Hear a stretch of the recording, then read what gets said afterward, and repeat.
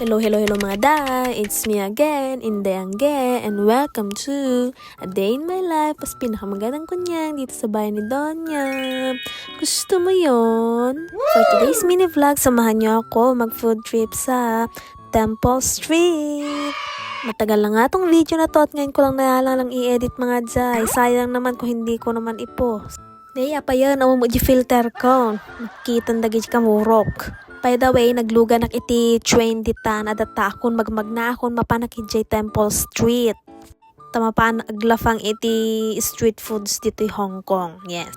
5 tumbling lang mga day mula sa MTR Exit A nakarating na ako dito sa Temple Street Night Market. First time ko dito at tag-iisa ako. Para sa akin sobrang nahihiya kasi first time ko mag-video ng ganito tapos 'di ba alam niyo yun. Niya mo bagbagamante.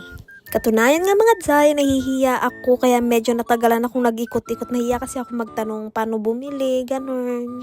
Yung sa bali kasi hindi sila nakakaintindi ng English kaya nahihirapan ako. Kaya pinili ko yung kukunti yung bumibili kasi nahihiya talaga ako. Kaya dito ako unang na-stop. Umorder ako dyan nung tumbong tapos nung squid. Yes, kain sayo! Masarap nga tong parang tumbong. Hindi ko tumbong ba yan ang tawag dyan. Mas natikman ko kasi yan sa may Mongkok naman malapit sa Ladies Market. Natikman ko na yan. Kaya gusto ko naman itry dito sa may Temple Market kung same rin ba. Pero same naman. Katapos ko nga lamunin yung aking tumbong, isinunod ko naman tong squid mga day na dinapuan ng langaw. Charis! Sarap naman siya mga day. Lasang pusit nga. Syempre squid nga. Oh my goodness. Mababain ako na yung nagbibidyon ng puspos ko laktang jiro paktasayang mo ti may content ko diba. Katapos ko nga lamunin tong pusit na to nag-ikot-ikot naman ako at naghahanap na naman ako ng susunod kong lalafangin. Habang naglalakad nga ako nakita ko tong iniihaw nilang oyster. Natakam nga ako mga day kaya nasabi ko kuya pahingi ng isa. Charis, pabili pala.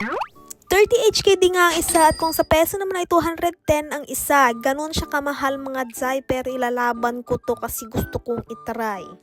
Dito nga ipinakita ko ganyan siya. Inihaw siya na nilagyan ng parang chili garlic sauce. Then nilagyan lang siya ng spring onion na garnish. Pwede na yun na yun. Kakatuwa lang kasi ang laki-laki niya mga day. Kumpara sa mga talaba na nakikita ko dun sa amin, ganyan siya kalaki. Mas mutsuna, kaslang kuwam, kaslang talaba.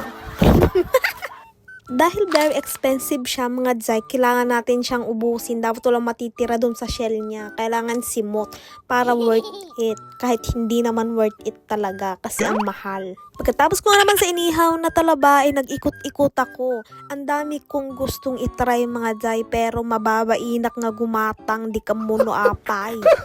Madami nga silang tinitinda dito mga dami. Mga squid na buo, merong mga tanghulong, biryani, panipuri, mga Filipino foods. Madami.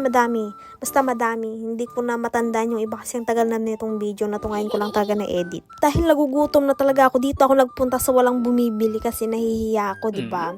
Nag-order ako dyan nung parang bilog-bilog. Hindi ko alam anong tawag yung sa bilog-bilog na yun. Tapos parang crab stick, ganun. Nag-order ako ng ganun. Katat na maramidak mabisina kun kat mabay na mga nga gumatang iso piniliklat dyan aman gumatgatang ng taan mo makapangana kung. Pinaspasan ko na ng bonggacious dyan kasi gusto ko nang mag-awid guys kasi uwi pa ako dito sa Bantay.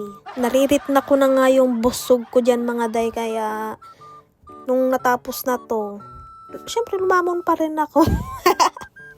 Tapos iminom ako ng Coke para bumaba yung kinan ko mga day. Tapos nag-ikot-ikot ako para magbili naman ng aking iuuwi pagkain kasi nabsog na ako. Kaso, nagtitingin-tingin na ako ng iaawid kong pang dinner ko. Nakita ko sila ate na nagtitinda ng Filipino foods. Kaya nagpunta ako kasi may balot sila mga tsaka. Kakain ako ng balot. Hindi pwedeng hindi kahit mahal. I-push natin yan.